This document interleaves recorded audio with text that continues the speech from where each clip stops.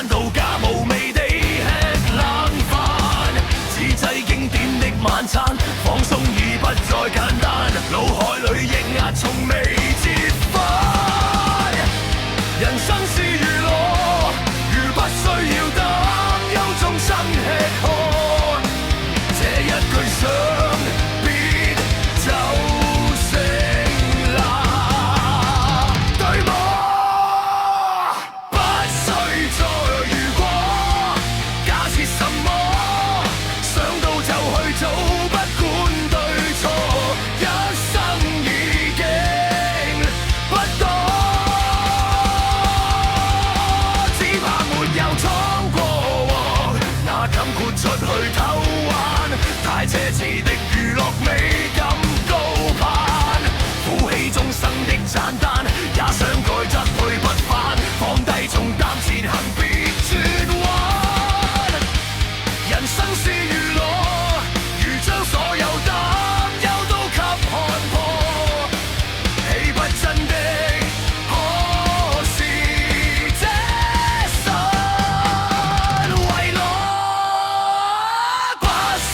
再怨過，假設什麼，想到就去做，不管對錯，一生已經不多，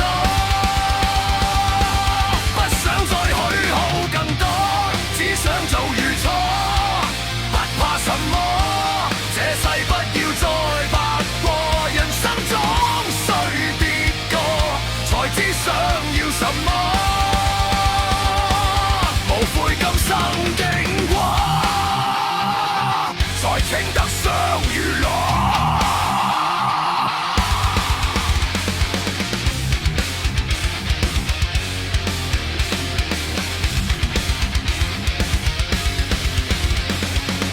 即管去做你想的，即管去做你愛的，即管去娛樂人生，不需壓抑。